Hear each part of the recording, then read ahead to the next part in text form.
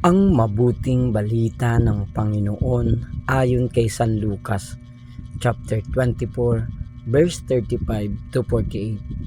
Noong panahong iyon, samantalang isinasalaysay ng mga alagad ni Jesus ang nangyari sa daan at kung paano nila siyang nakilala nang pagpira-pirasuhin niya ang tinapay, si Jesus ay tumayo sa gitna nila. "Sumainyo ang kapayapaan," sabi niya sa kanila. Ngunit nagulat sila at natakot, sapagkat akala nila'y multo ang nasa harapan nila. Kaya't sinabi ni Jesus sa kanila, "Ano't kayo'y nagugulumihanan? Bakit nag-aalinlangan pa kayo?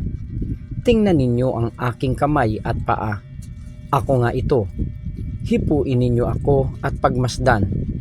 Ang multo'y walang laman at buto, ngunit ako'y mayroon, tulad ng nakikita ninyo." At pagkasabi nito, ipinakita niya sa kanila ang kanyang mga kamay at mga paa.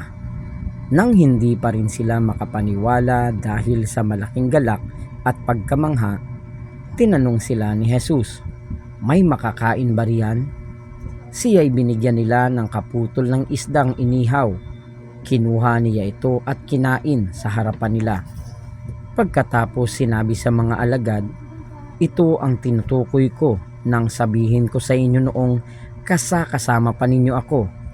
Dapat matupad ang lahat ng nasusulat tungkol sa akin sa kautusan ni Moises, sa mga aklat ng mga propeta at sa aklat ng mga awit." At binuksan niya ang kanilang pag-iisip upang maunawaan nila ang mga kasulatan. Sinabi niya sa kanila, "Ganito ang nasusulat, kinakailangang magbata ng hirap at mamatay ang Mesiyas at muling mabuhay sa ikatlong araw. Sa kanyang pangalan, ang pagsisisi at kapatawaran ng mga kasalanan ay dapat ipangaral sa lahat ng bansa.